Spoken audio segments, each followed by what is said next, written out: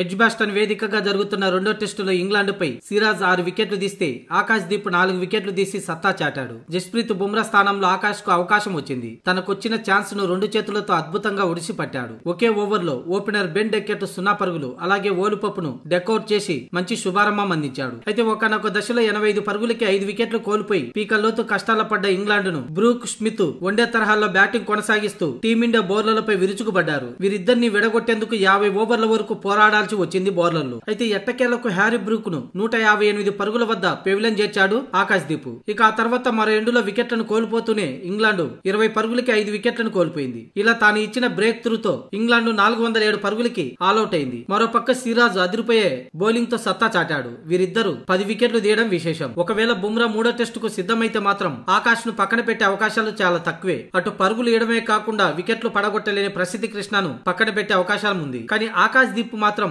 తర్వాత మ్యాచ్ లో తనకు స్థానం ఉన్నా లేకపోయినా ఇప్పుడు వచ్చిన ఛాన్స్ ను సద్వినియోగం చేసుకోవాలని భావిస్తున్నట్లు వెల్లడించాడు. రెండో టెస్టులో ఇంకా 2 రోజుల ఆట మాత్రమే మిగిలి ఉంది. మాకు ఇందులో విజయం సాధించడం చాలా ముఖ్యం. అంతేకాని మూడో టెస్టు గురించి నేను ఆలోచించడం లేదని, అసలు ఆడతానో లేదో కూడా తెలియదు. ఈ 2 రోజుల్లో పూర్తి స్థాయి ఎనర్జీని కేటాయించి జట్టు గెలవడంలో పాత్ర పోషించాలని, ఆ తర్వాతే మూడో టెస్టు గురించి ఆలోచిస్తా అంటూ మూడో రోజు ఆట ముగిసిన అనంతరం ఆకాశ్ దీప్ చెప్పుకొచ్చాడు. ప్రస్తుతం నేను ఈ మ్యాచ్ గురించి ఆలోచిస్తున్నాను. ఈ మ్యాచ్ లో గెలవడమే మా తదుపరి ఆలోచన. ఒకవేళ మూడో టెస్టులో ఉంటానా లేదా అనే విషయం ఆ మ్యాచ్ కు ఒక్కరోజు ముందే తెలుస్తుంది. ఇకపోతే సిరాజ్ తో కలిసి బౌలింగ్ చేయడం బాగుంది. వికెట్లు వచ్చినా రాకపోయినా ఎక్కువగా పరుగులు ఇవ్వకూడదని ముందే అనుకున్నాం. అదే మా ప్రణాళిక అని ఆకాశ్ దీప్ వ్యాఖ్యానించాడు.